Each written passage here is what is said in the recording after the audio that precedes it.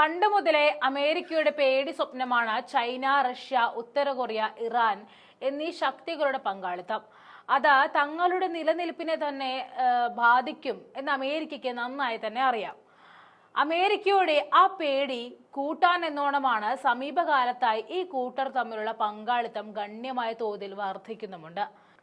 ആഗോളതലത്തിൽ അമേരിക്ക ഒറ്റപ്പെട്ടു നിൽക്കുകയും പണ്ട് മുതലേ കൂടെയുണ്ടായിരുന്ന സഖ്യകക്ഷികളൊക്കെ ഒരകൽച്ച പാലിക്കാൻ ശ്രമിക്കുകയും ഒക്കെ ചെയ്ത ഈ സാഹചര്യത്തിൽ ഈ ശക്തികളുടെ വളർച്ച അമേരിക്കയുടെ പ്രഷർ കൂട്ടുന്ന കാര്യത്തിൽ അത്ഭുതപ്പെടുത്താനില്ല. റഷ്യ യുക്രൈൻ സംഘർഷത്തിൽ ചൈനയും ഉത്തര കൊറിയയും റഷ്യയ്ക്ക് നൽകുന്ന സൈനിക പിന്തുണ ഇൻഡോ പസഫിക് മേഖലയിൽ ഗുരുതരമായ സുരക്ഷാ ഭീഷണി ഉയർത്തുന്നു എന്ന് ആരോപിച്ചിരിക്കുകയാണ്.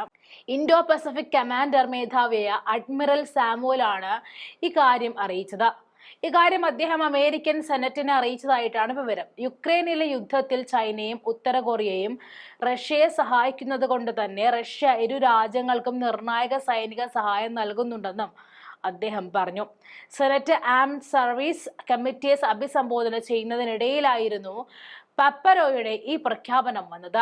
റഷ്യയുടെ യുദ്ധതന്ത്രം പുനർനിർമ്മിക്കാൻ സഹായിക്കുന്നതിന് വേണ്ടി ചൈന റഷ്യക്ക് 70% മെഷീൻ ടൂളുകളും 90% ലെഗസി ചിപ്പുകളും നൽകിയിട്ടുണ്ടെന്നും അദ്ദേഹം അമേരിക്കൻ നിയമസഭാ അംഗങ്ങളോട് പറഞ്ഞു.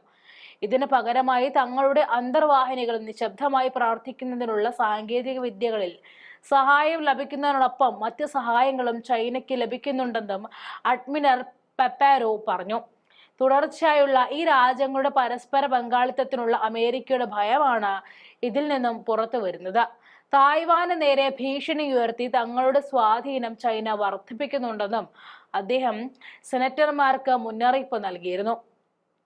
അതേസമയം ഹൈപ്പർസോണിക് ആയുധങ്ങൾ ഉൾപ്പെടെയുള്ള സ്വന്തം സൈനിക ശേഷികൾ വികസിപ്പിക്കുന്നതിനൊപ്പം തന്നെ റഷ്യയിലേക്ക് യുദ്ധ ഉപകരണങ്ങളും സൈനികരെയും അയക്കുവാനുള്ള സമ്മതം ഉത്തര കൊറിയ പ്രകടിപ്പിച്ചിട്ടുണ്ട് എന്ന് അമേരിക്കൻ ഫോഴ്സ് കൊറിയയുടെ കമാൻഡർ ജനറൽ സേവിയർ ബ്രൺസൺ അറിയിച്ചു.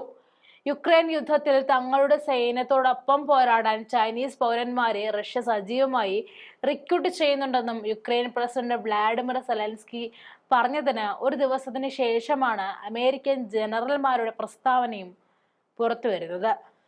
എന്നാൽ സെലൻസ്കിയുടെ ആരോപണങ്ങൾ ചൈനയും റഷ്യയും നിഷേധിച്ചിരുന്നു.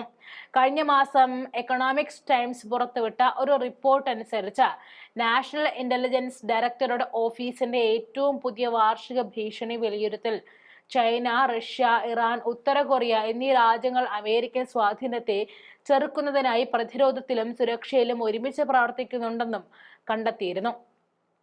റഷ്യയുടെ യുക്രൈൻ അധിനിവേശം ഈ പങ്കാളിത്തങ്ങളെ ത്വരിതപ്പെടുത്തിയെന്നും തന്നെ പറയാം.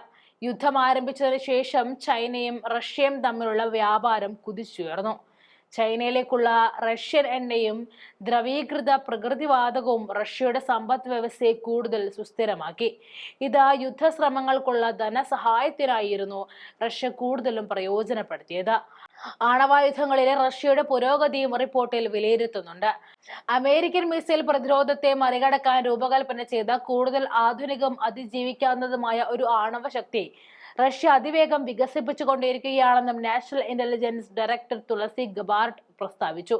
അതേസമയം റഷ്യയുടെ പ്രധാന സൈനിക വിതരണക്കാർക്കായി ഇറാനും സംഘർഷത്തിൽ സ്ഥാനം പിടിച്ചിട്ടുണ്ട്. ഡ്രോണുകൾ വിതരണം ചെയ്യുന്നതിന് പകരമായി ഇറാൻ തങ്ങളുടെ ആയുധങ്ങൾ, രഹസ്യാന്വേഷണം, സൈബർ കഴിവുകൾ എന്നിവ വികസിപ്പിക്കുന്നതിന് റഷ്യൻ പിന്തുണ സ്വീകരിച്ചിട്ടുണ്ട്. ഇറാനെ അമേരിക്ക പോരിന് വിളിച്ചു നിൽക്കുന്ന ഈ സാഹചര്യത്തിൽ ഇറാന് വേണ്ടി റഷ്യയും ചൈനയും ഉത്തര കൊറിയയും അണിനിരക്കുമെന്നതിൽ സംശയമൊന്നുമില്ല. അങ്ങനെ വന്നാൽ ഈ സംയുക്ത ശക്തികൾ അമേരിക്കയെ തരിപ്പണമാക്കും. സ്വന്തം കുഴിവെട്ടി അമേരിക്ക തന്നെ അതിനായി കാത്തിരിക്കുകയാണ് എന്ന് വേണം പറയാൻ.